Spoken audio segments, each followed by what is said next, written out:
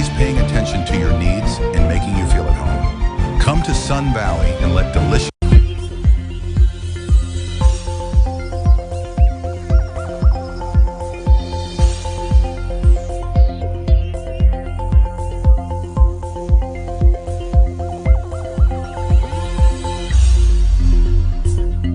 SPLM First Deputy Chairperson Dr. Benjamin Bolmel reiterates commitment to reinforcing the party's vision and mission. Accounting officers discuss enhancing salary payment and public financial management reforms. And South Sudan participates in the International Labour Organization Conference in Geneva.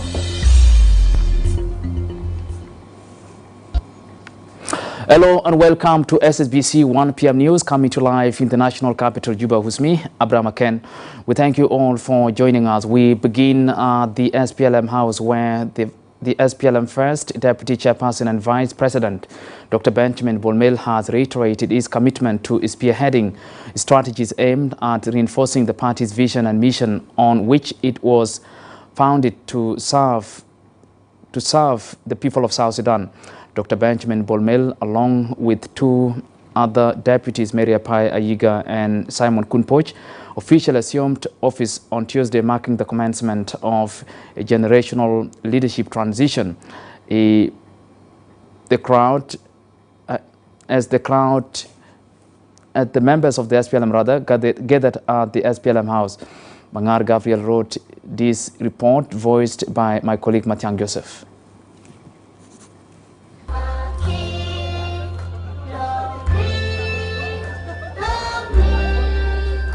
A jubilant atmosphere surrounded the SPLM House neighborhood, with the entire premises awash in red and echoing with the chants of SPLM Oye, a historic slogan rooted in the shared memory of the liberation struggle.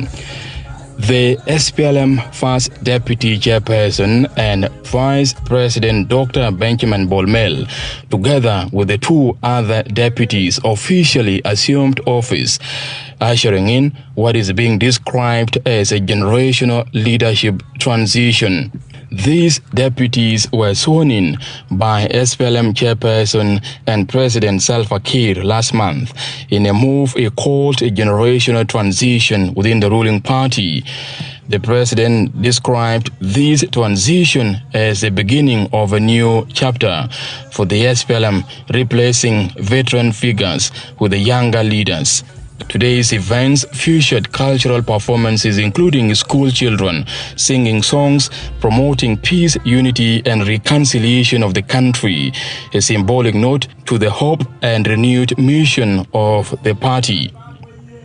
In his address, SPLM First Deputy Chairperson and Vice President Dr. Mel stresses the importance of restoring the rule of law and driving social and economic development of the country.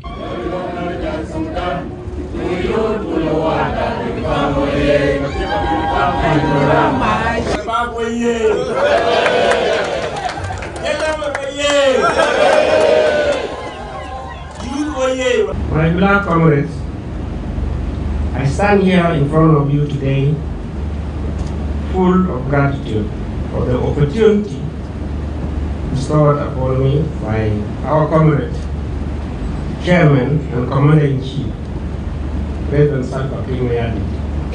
SPLM is the heart of our country, and today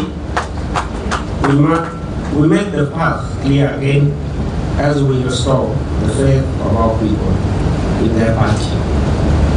How do we restore? By work. Secretariat. Work. We are the leading party. We must implement our promises. He called for greater cooperation among political parties in fostering peace and unity for the national prosperity. We sacrifice everything to lead you to the CPA. SPLM. Say SPLM. They led you to CPA. Take from there. CPA. And finally, to independence. This is SPLM. This was work done we delivered. It's not a half. We delivered. We did it. Fully. For you. Therefore, the path for us is where the light is.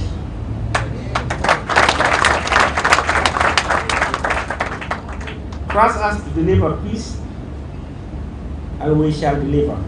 Trust us to deliver development, and wait for our nation to be transformed.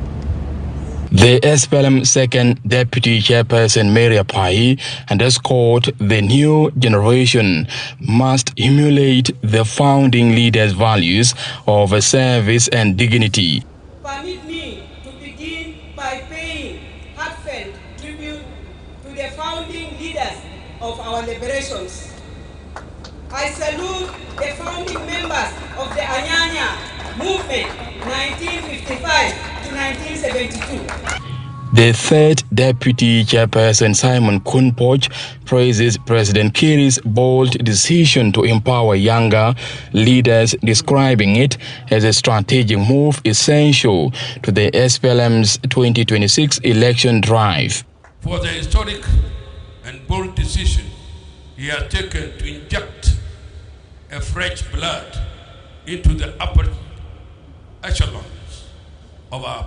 This transition marks the SPLM's efforts to rebrand itself as a party focused on delivering results through addressing internal divisions and implementing tangible reforms ahead of the critical elections and the conclusion of the transitional period. There is a strong sense of momentum in this generational leadership journey as SPLM members unite in celebration of the appointment of the three deputies chairpersons, a significant milestone for the ruling party to inspire greater service delivery in the country. Reporting for SSBC News, Mathiang Joseph. Vice President Rebecca Nyanding Timabura and Norwegian Ambassador Roy Oxdal have discussed the country's current political situation.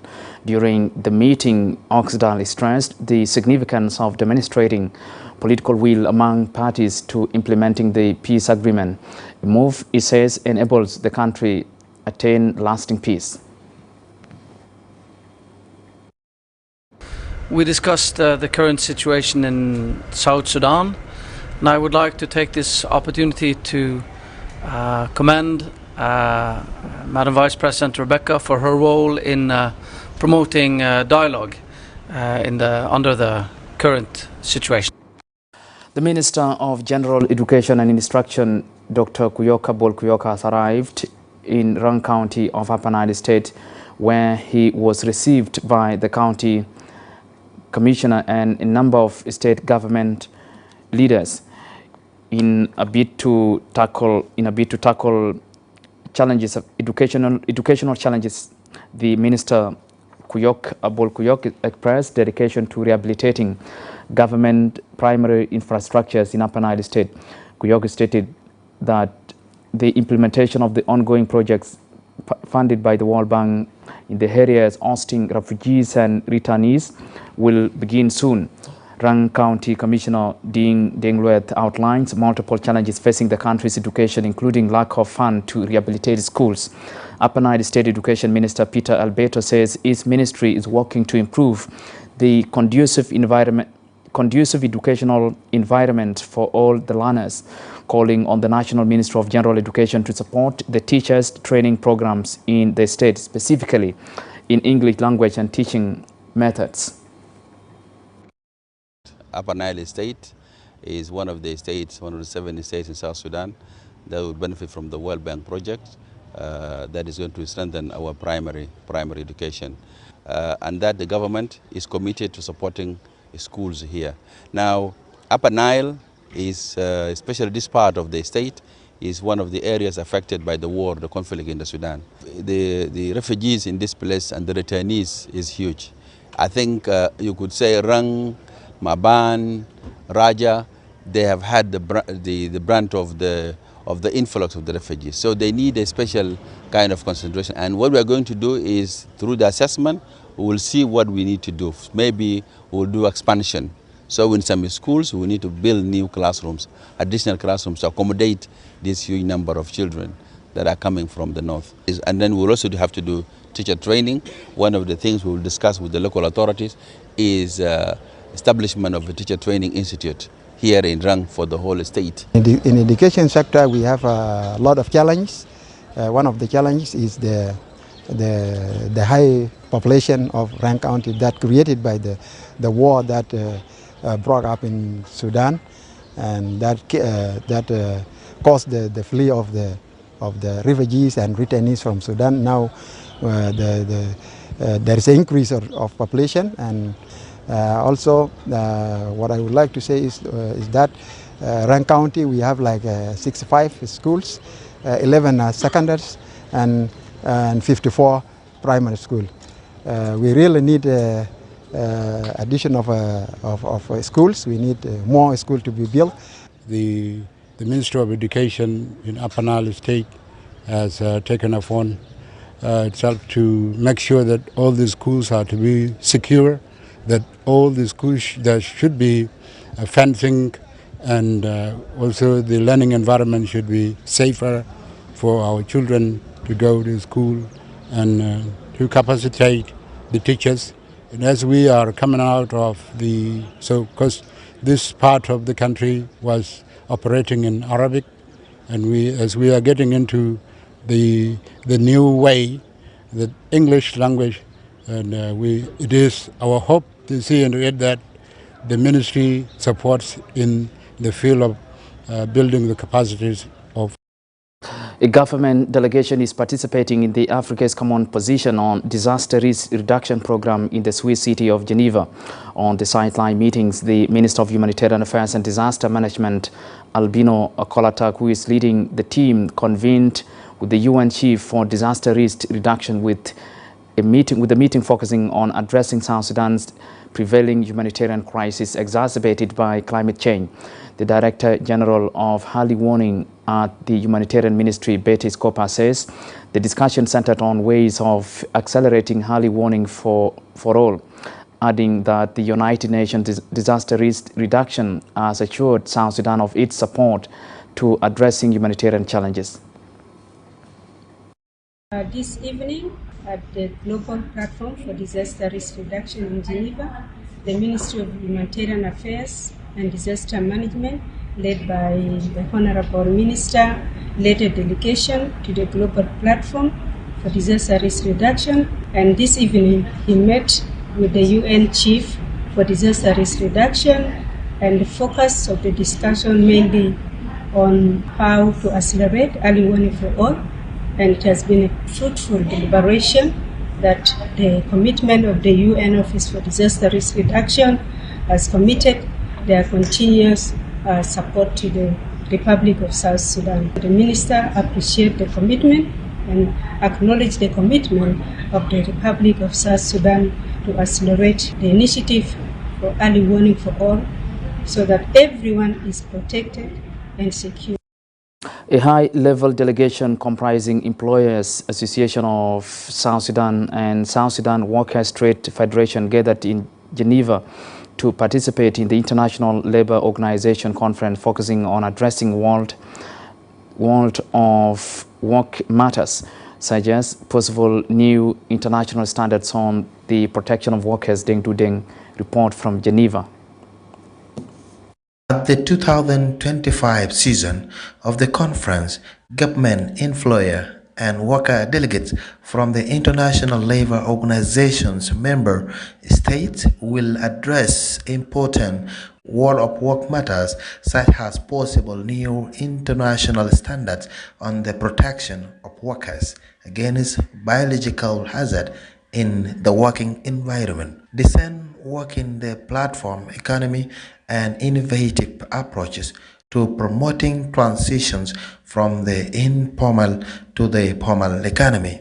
Speaking to the SSPC after the opening season of the International Labour Conference, Minister of Labour and Industrial Relations, James Hosmai reaffirmed that the delegates would be in committees for the plenary sitting to address financial and workers' matter to bring social justice. We came yesterday as a delegation from the Republic of South Sudan to attend the 113th session of International Labour Conference. The delegation consists of government, employers, association, and the workers' trade union.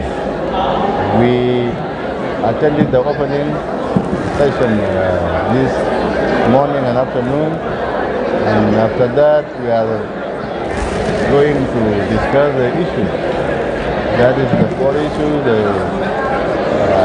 standard, and then the decent work, and then you have biological hazard, and then also you have something to do with finances of the conference. So we are going to be in committees. International Labour Conference reaffirmed that the social justice depends on strengthening the relation between jobs, rights, and growth in case of definite relationship held together by democratic values and institutions that ensure accountability, participation, fairness, and critically social dialogue toward opportunity and dignity protection. For SSBC News, Deng Du Deng, Genève, Switzerland. Government is hosting a high-level program to strengthen diplomatic relations. The event, being attended by several diplomats, is focusing on immunities and privileges for officials working with international partners. Abraham Felix has the details. Representatives from government officials and the United Nations are gathered for an intensive two-day workshop the Department of Immunities and Privileges in the Ministry of Foreign Affairs has fixed in collaboration with the UN mission in South Sudan on aligning protocols for a smoother cooperation between national and international bodies. In his opening address, the Deputy Minister of Foreign Affairs and International Cooperation, Akwebona Malwal, praises the participants for the good turnout. He says the program signals the government commitment to strengthening work relations through knowledge sharing. I'm glad to see a well turnout from our government officials because certain conventions were signed to make the work between countries, between international organizations and host countries to be smoother and cordial and friendly. It shouldn't be a hostile relationship between the host country and our guests who are working here with us. The Deputy Special Representative of the UN Secretary General, Anita Kiki, stresses the timing of this workshop, saying it is a serious opportunity to reinforce mutual understanding of roles and responsibilities. This workshop is therefore a timely opportunity to reinforce our mutual understanding, reduce operational bottlenecks, and bring greater coherence to the way we approach exemptions and privileges in practice.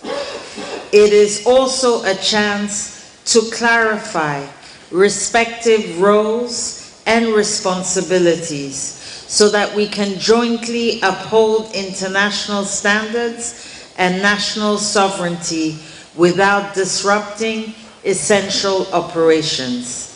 The workshop aims to enrich cooperation between the government and UN personnel through shared knowledge of diplomatic norms. Abraham Felix, SSBC, Juba. Now, accounting officers and directors general for administration and finance from various institutions have held a crucial meeting focusing on enhancement of salaries payment, government operations and coordination of public financial management (PFM) reforms. The meeting, attended by Finance Ministry's first Under-Secretary Arop Noi Arop, further looked at new operational guidelines and mechanisms on the submission of every institution's claims. The first Under-Secretary Rob Noi, in a statement, says submission and follow-ups of claims from various spending agencies shall now be done by coordinators nominated by respective accounting officers. Rob says the initiative is aimed at improving coordination, rationalization, expenditures, as well as enhancing the payment process of claims. The first Deputy Governor of the Bank of South Sudan, Addis Ababa Otto, says the meeting significantly discussed the importance of strengthening digital transformation by expanding mobile money services, including Momo and mGruj in the country. The meeting recommended that all government employees should open bank accounts to ensure that salaries are disbursed easily as directed earlier by the country's economic cluster. Was the issue of salary payments when we discussed with the accounting officers to encourage all the civil servants to open account in the various banks, and this the communication from the Vice President for Economic Cluster, and also inconveniences, especially when they are coming to Ministry of Finance.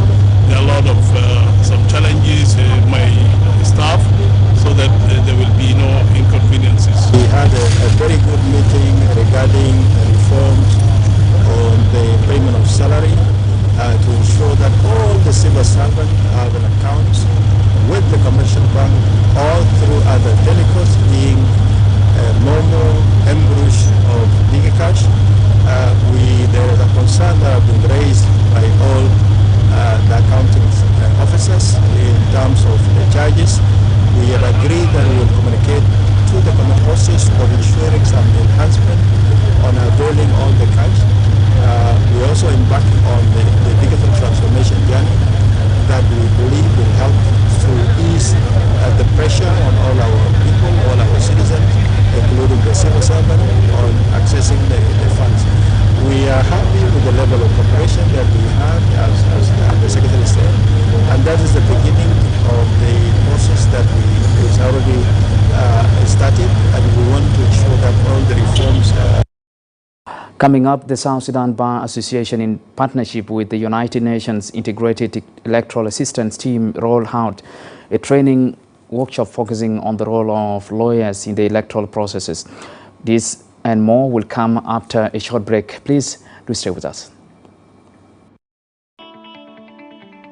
Despite political uncertainties rocking the country,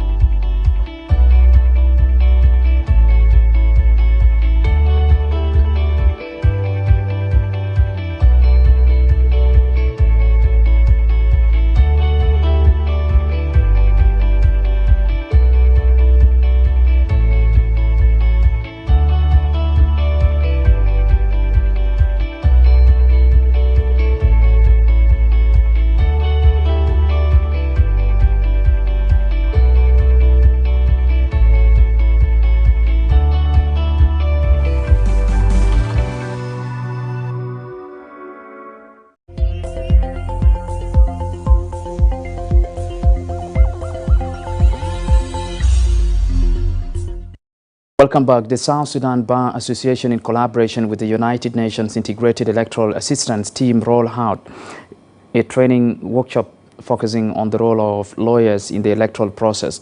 This forum aims at refreshing the memories of participants on the National Election Act 2021 amended 2023. Victor Elias reports. Uncertainties rocking the country, South Sudanese are patiently yearning for lasting peace and working diligently to restore and strengthen democratic governance. In Juba on Tuesday, the South Sudan Bar Association, in collaboration with the United Nations Integrated Electoral Assistance Team, holds a fundamental training workshop on election standards and legal frameworks. This one-day forum aims to introduce key stakeholders to international standards for elections and to shed light on South Sudan's electoral legal framework in a bid to guarantee free, fair, integral, transparent, and credible practices in the democratic procedures. In her opening address, the Undersecretary in the Ministry of Justice and Constitutional Affairs, Mary Ashol Ajit, reasserts the government's commitment to electoral justice and the importance of legal standards. This is the right time for us to have this particular awareness, and in particular with the international standard. It's very good. And I just want just to mention that South Sudan, as a young nation, we align our electoral legal framework with the international standard. The president of the South Sudan Bar Association, Arob Malweth, emphasizes the role of legal professionals in safeguarding electoral integrity and supporting a smooth transition to democratic governance. Our objective today in this workshop is to deepen our understanding on the subject, to champion peaceful resolution, to learn from others' best practices internationally and in the region, and to prepare South Sudan Bar Association for observations. Darren Isko, Principal Electoral Affairs Officer at the United Nations Integrated Electoral Assistance Team, underscores the importance of international cooperation and adherence to global electoral standards. Our role as the UN is that in terms of supporting South Sudan's first electoral process. And I emphasize support. This process is not a UN process. It is a South Sudan process led by South Sudan itself. Election by itself is a right. It is a right of the citizen. So when there is no election in the country, it means that this right has been denied. Equality for public participation has been denied also, because they have a right to participate in any position in the government. The workshop on Tuesday marks a dynamic step towards encouraging transparent elections in South Sudan in an endeavor to realize a better and brighter democratic future through national and international partnerships. Victor Elias for SSBC News, Juba. The Commissioner General of the South Sudan Revenue Authority, Simon Okwedeng, has appealed to embassies and non-governmental organizations to support the country's domestic revenue mobilization efforts. Speaking to SSBC, during a technical workshop on immunities and privileges at the Bank of South Sudan in Juba on Tuesday, Okwei called on UN agencies to implement withholding tax systems to help enhance compliance. The Commissioner General acknowledges several international agreements grant tax exemptions, including IPISA and donor-funded projects. He noted that two pressing challenges remained, which include collection of PIT tax from individuals employed within the UN system and ensuring tax compliance from contractors and service providers working with UN agencies. We have an issue on how we can collect taxes from PIT in the UN system. We also have an issue on how we can collect taxes from contractors that are working with the UN agencies. These two is the reason why I'm here. My appeal to all of you ladies and gentlemen is to help the government of South Sudan collect revenues. There is nowhere in the world where government can survive without supporting itself from the workforce and from the investment within the country. So I am here to pass this message that I need your help to withhold tax. Withholding tax does not mean the UN agency is paying taxes. Because there are so many other taxes that the UN agency is exempted from, according to what I have just said. But it has been very difficult for us to hold a staff of an NGO, of a UN agency, to pay taxes. You know the systems in this country is not yet automated, so that we can be able to know who have actually paid taxes today and who have actually did not pay taxes yesterday. So there are issues of non-compliance or on PIT and on contractors who are working with the United Nations. That is why, ladies and gentlemen, I will wish that if the UN agencies, NGOs, can actually withhold tax. Now to Upper Nile State, where SPLM Secretariat has endorsed the appointment of SPLM deputies in the state capital Malakal. Addressing the occasion, Governor James Control, who is also the SPLM chairperson in the state, urges members to support the party's leadership to boost basic service delivery. The state SPLM Secretary Gabriel Tutgarchai appeals for unity among members and promoting the party's vision and mission of taking services to the rural areas. For his part, the chairperson of the state SPLM Youth League, Dio Makwaideng, expresses the need to cooperate and strengthen the SPLM. The leader of the SPLM Women League highlighted the importance of unity among party members.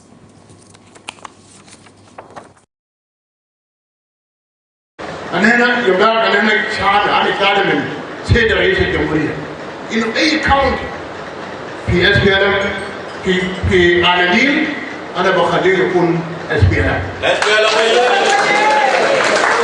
نحن الكاونتي ده الشعب تاني. ده شعب تاني. وده حكومة تاني ولا ده ذاته. عشان كده كومريت we have the responsibility. The responsibility which has been given to us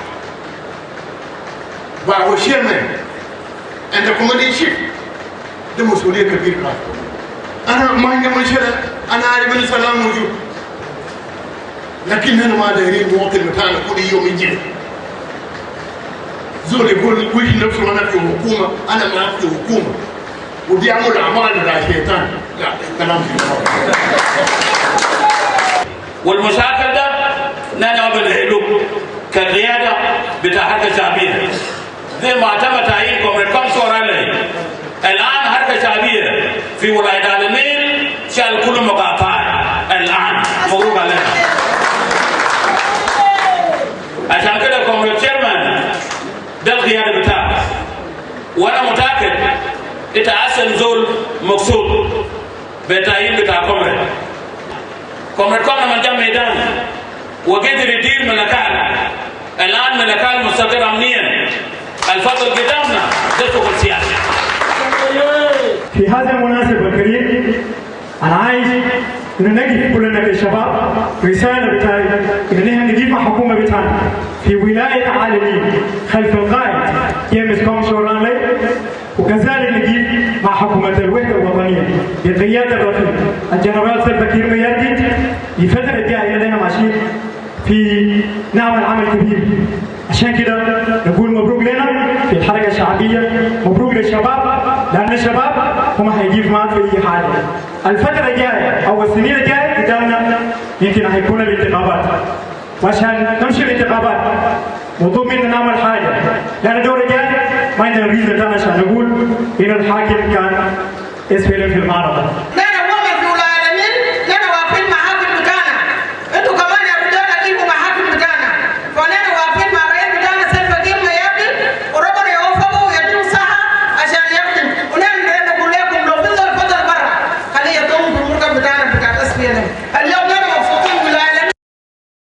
Shifting focus now to youth participation in peace-building efforts, the South Sudan National Youth Union has unveiled its 2025-2029 strategic plan emphasizing capacity building, innovation and entrepreneurship programs among the young people, Dutak Benjok reports.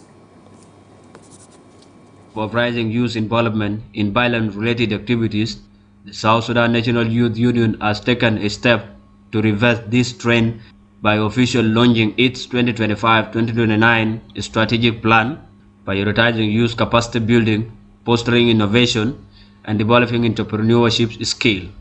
These programs align closely with the broader youth-led peace-building goals across the country. The validation program brought together stakeholders including government agencies, civil society organizations, and international development organizations. Speaking at the event, Mario Balbour, Director of Youth in the National Ministry of Youth and Sport, urged the participants to critically examine and validate the strategic plan to ensure its alignment with the national youth objectives. The 5-year strategic plan will help. The latter, you have to insert certain words which should not be there, bring other activities which should be there, and so on, because it is ending up 5 years. So if you don't do it well after it has been validated, and if you don't validate it well, what is all there, whether wrong or not, it will be implemented until after 5 years. Then later on, when it is also to be ready, it is where we come in with the new ideas. So please take care of what we are doing now. The chairpersons of the South Sudan National Youth Union, Taban Paridi, called for peaceful coexistence among youth from all regions and strongly condemned tribalism and conspiracy.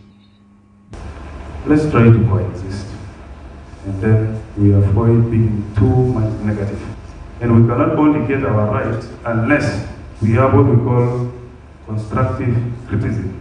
مشكلة الشباب ما executive alone. It is each and everyone's responsibility. We're establishing our contacts with all the states, counties, up to the Payam level 1 because of civic education. And then there are a lot of programs that now we are attracting our partners. James Cheddar, Youth Engagement Specialist at Plan International South Sudan, reaffirmed the organization's commitment to supporting union, encouraging relevant ministries and development partners to extend necessary assistance to ensure successful implementation of the strategy. In this country, I think the engagement of young people have not really been done very positively. You find that in most of our areas, the warlords tend to use the young people. So we are always negatively engaged. I would love to see that youth take lead on issues that are affecting them at all levels. Lutakwin Jok, SSBC News. Again. Crossing to Rang County in Upper Nile State, where 4 SPLM-IO members shifted loyalty to the SPLM party. Speaking upon welcoming the group on Monday, Rang County SPLM Secretary Alier Kurchol emphasized the party's commitment to ensuring security, stability in the area. The County SPLM Youth League Chairperson Deng Ajak affirmed their cooperation with the new SPLM members. The same sentiment echoed by the chairperson of the SPLM Women League, Ajit Pure, pledging to working with the new members to promote the party's vision and mission. Speaking on behalf of his colleagues, Sabir Cholya expressed his commitment to cooperating with the SPLM members in Rang County.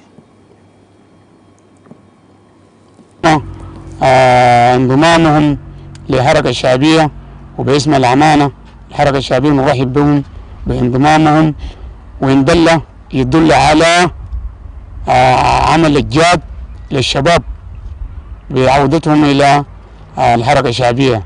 هذا المسير مسير ممتد، هي مسير ممتد، وكل المكتب مرحب بهم باعتبار اليوم فاليوم هم أصبحوا أعضاء معتمدين وأعضاء أساسيين في حركة شعبية للتحرير السوداني مقاطعة الرنج. أنا بقول لكم ألف مبروك لانضمامكم لسفينة الجنوب. الحركة الشعبية والسفينة الممكن يقود الجنوب إلى بر الأمان، ونحن سيدين، انتم ما بعيدين وما ناس جداد بالنسبة لهذا الدار، كنتم معانا. فأنا بقول لكم مرحب، انتم قيادات شبابية تعملوا كثير من طاقات، كثير من الأفكار، ممكن بأن نشتغل مع بعض ونشيل رؤية بتاع الحركة إلى الأمام. نحن اليوم لقد أعلنا انضمامنا، وقبل إعلان لقد أعلنا قدمنا استقالتنا من حزب الحركة الشعبية في المعارضة بمقاطعة الرنك. ونحن اليوم مكتب أو الجزء الأكبر من مكتب تنفيذي للحركة الشعبية في المعارضة بمقاطع الرنك. الحركة الشعبية يا يا أساس يا وسط دولة جنوب السودان. عشان كده بقول لكم مبروك في دار بتاعكم. كان في أخوانكم يا ولادي لسه جايين قولوا فضلوا. الحركة الشعبية بيشيلنا كلنا كان جنوبيين. الحركة الشعبية ما بتاع قبيلة بتاع أي زول. نحن جينا للحركة الشعبية الأم مرفوعين الرأس لأنه نحن عارفين إنه ده الحزب الأساسي اللي بخدم شعبي بتاع جنوب السودان اللي هي عندها مشاريع حقيقية Well, with that, we have come to the end of our news. From me, Abraham Aken, and the whole team here, we thank you all for watching. Bye-bye.